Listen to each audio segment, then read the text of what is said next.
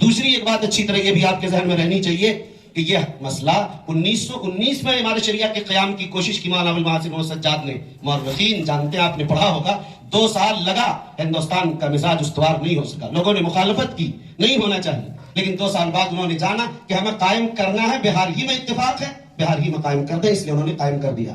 لیکن اس مسئلے کو میں 2 جملوں میں آپ کو سمجھا دینا چاہتا ہوں، آپ کے ذہنوں میں یہ رہنا چاہیے. جن لوگوں نے مخالفت کی تھی کیا کہنا چاہتے تھے؟ اور صرف اتنا کہنا چاہتے تھے کہ یہ مدنی دور کی چیزیں ہیں، خلافت و امارت مکی دور کی نہیں، ہندوستان مکی دور میں گزر رہا ہے، اس لیے بھی یہ نظام نہیں ہونا چاہیے.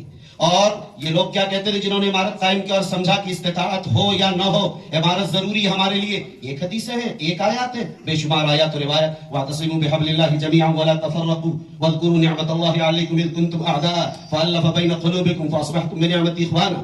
دوسری آیت ولا تکونوا كالذین تفرقوا واختلفوا من بعد ما جاءتهم البینات. کئی فرمایا اطیعوا اللہ ورسولہ ولا تنازعوا فتفشلوا وتذهب ريحكم. کئی فرمایا ید اللہ علی الجماعہ. کئی فرمایا من شذ شذ فی النار. بے شمار روایات ہیں جس پر محدثین نے مستقل کتابیں تصنیف کی، کتاب الامارت پر.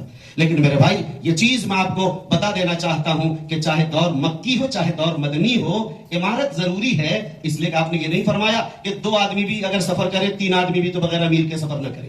وہ 2 ہوں کہ 10 ہوں، وہ 313 ہوں کہ 30,000 ہوں یا کروڑوں میں ہو، ہر وقت امیر کی اطاعت اور امیر کی امارت ضروری ہے. اس کے بغیر وہ جاہلیت کی موت مرے گا. اس پر مجھے مکمل انشراح ہے. سمجھیے اس کو پھر ایک بار. کیوں؟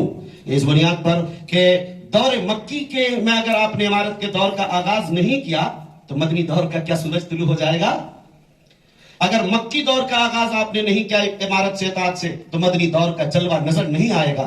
غار حرا میں اگر وہ سکون حاصل نہ کرتے تو مدینہ منورہ کا وہ جلوہ آپ علیہ السلام کو نظر نہ آتا. اس لیے میرے بھائیوں یہ در حقیقت مکی دور تمہید ہے امارت کی، اور مدنی دور تمہید نہیں، مقصد ہے امارت کی، مگر مقصد تک پہنچنے کے لیے تمہید کی ضرورت پڑتی ہے. یہ تمہید ہے، اس لیے ہمیں اس پر خاموش نہیں ہونا ہے.